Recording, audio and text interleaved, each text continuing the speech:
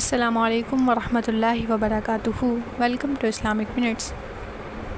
آج کا ہمارا ٹاپک ایک ایسی بات پر ہے جو اکثر اوقات لوگ مایوسی کے عالم میں کہہ دیتے ہیں، وہ یہ کہ میں نے بہت سی نمازیں پڑھ لیں، آخر اس سے کیا ہی فائدہ ہوا؟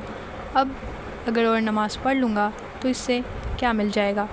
یہ صرف کوئی عام جملہ نہیں بلکہ ایک ایسا جملہ ہے جو ایمان، عقیدے اور آخرت پر سوالیہ نشان لگا دیتا ہے۔ اللہ تعالیٰ نے قرآن مجید میں ارشاد فرمایا، بے شک نماز بے حیائی اور برائی سے روکتی ہے۔ نماز صرف جسمانی عبادت نہیں بلکہ روحانی اصلاح کا ذریعہ ہے۔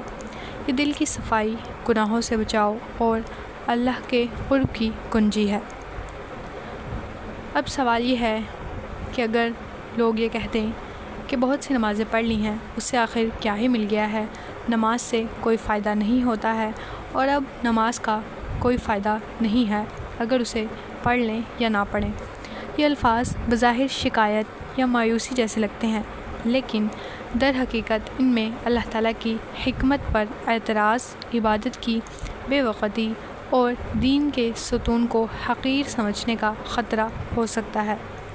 اللہ تعالیٰ نے قرآن مجید میں ارشاد فرمایا، اور اللہ کی رحمت سے مایوس نہ ہو۔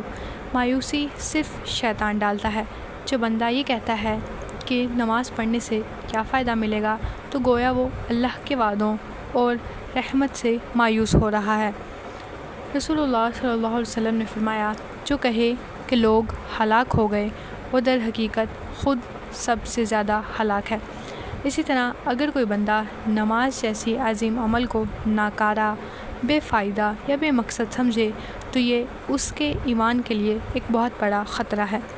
علماء کرام فرماتے ہیں، اگر کوئی شخص نماز کو مذاق اڑانے کے انداز میں یا بے قدری کے طور پر یوں کہے کہ نماز سے کیا ہی ملا، تو یہ کفر کی سرحد تک اسے پہنچا سکتا ہے۔ شیطان انسان کو نیکیوں سے روکنے کے لیے مایوسی، بد دلی اور نا امیدی کے راستے میں ڈالتا ہے۔ جب ہم کہتے ہیں کہ نماز سے کچھ نہیں ملا، تو یہ چیز بظاہر ہمیں خود ہی گناہوں، کمیوں اور نیت کی خرابیوں میں ڈال رہی ہے، اور ہم اس پر غور نہیں کرتے اور اللہ کی رحمت کو مورد الزام ٹھہراتے ہیں۔ نماز سے فائدہ وہی اٹھاتا ہے جو اخلاص، خشوع، یقین اور صبر کے ساتھ نماز ادا کرے۔